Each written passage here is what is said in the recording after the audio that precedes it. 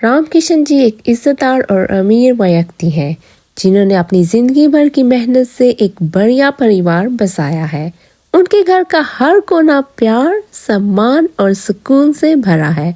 उनकी पत्नी ममता जी एक प्यारी माँ है जो अपने घर को एक मंदिर की तरह संभालती हैं। रामकृष्ण जी के 3 बेटे हैं। विवेक सबसे बड़ा बेटा, समझदार और ईमानदार।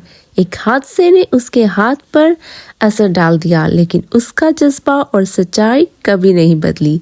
प्रेम बीच वाला बेटा, शरीफ, शांत और सबसे ज्यादा संस्कारी। प्रेम का दिल में से प्यार ही प्यार है।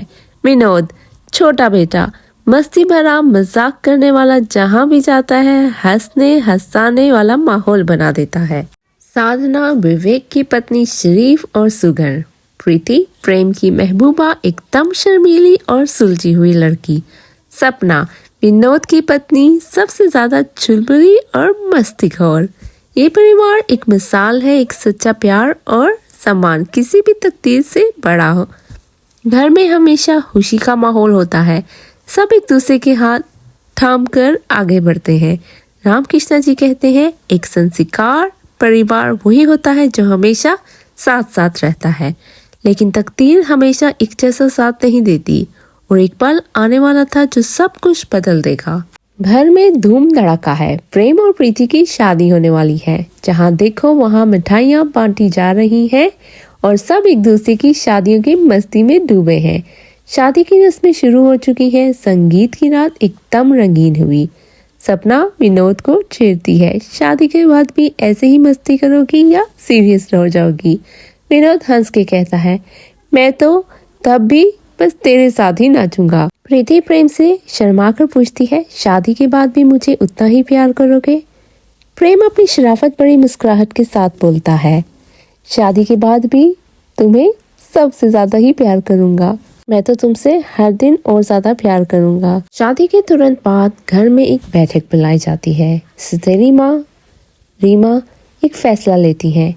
इस परिवार को आगे बढ़ना है। प्रेम अब एक नए दौर में जा रहा है। अब घर विवेक की जगह प्रेम संभालेगा। विनोद गुस्से से बोलता है, ये कैसी बात कर रही हैं आप? ये घर सबका है। सौतेली माँ आगे से बोलती है, विवेक तो वैसे भी किसी काम का नहीं, उसका हाथ उसे काम करने नहीं देता। प्रेम को इस परिवार के नाते बनने चाहिए। रामकृष्ण जी मजबूर होते हैं। विवेक चुपचाप सब सुनता है, लेकिन एक भी शब्द नहीं बोलता। उसके चेहरे पर दुख है, लेकिन एक गरिमा भी है। विवेक फैसला लेता है कि वो घर छोड़कर चला जाएगा। साधना अपने पति का हाथ थामती है और रोती हुई कहती है, जहाँ आप रहेंगे वही मेरा घर है। विवेक अपना घर छोड़कर चला जाता है और सारा परिवार टूट जाता है।